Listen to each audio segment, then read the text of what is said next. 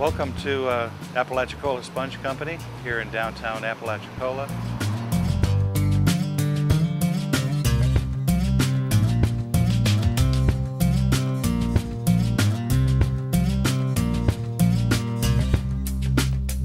My name is Jerry Garlick. I've been a sponge broker for 20 years now, and we're just down the road from the original Sponge Exchange building, which was built in 1831 to house sponges. It's a warehouse.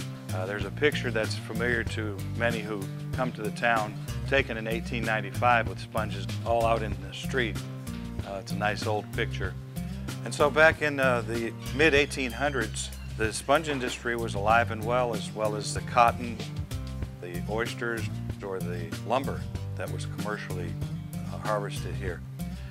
In about 1935, there was a blight in the Gulf, and that caused the sponge trade literally to stop. So during that time, the harvesting went further south, down along the west coast.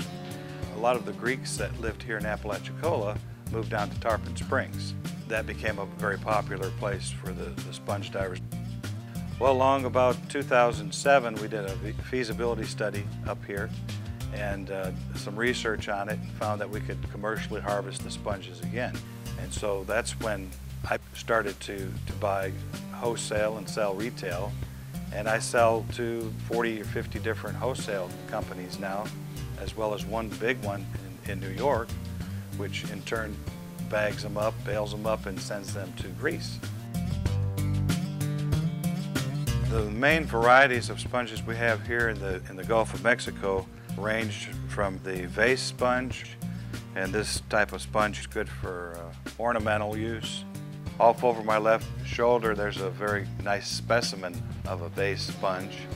That's also called a grass sponge. In fact, you could probably use it for putting finger sponges in, which is another variety. And these are all sponges, they all soak up water. We also have what's more practical, a yellow sponge, which is a good exfoliator. It's also good for cleaning. I sell them to window washing companies up in Philadelphia. So that's the yellow sponge. And then we have the most luxuriant sponge for bathing, and that is the wool sponge. It's called a sea wool. And this sponge here, if taken care of properly, will last forever. The only thing they don't like is bleach. So what we do here is I buy them right from the boats.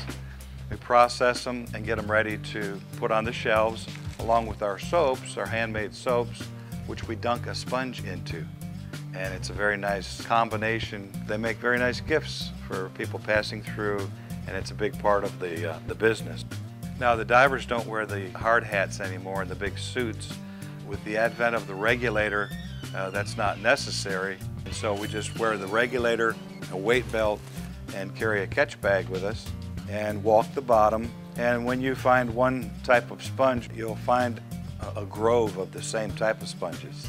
And so we don't harvest anything under 5 inches. When we harvest them, we cut them off at the bottom, leave a couple inches there where the sponge will grow back. So it's a renewable resource.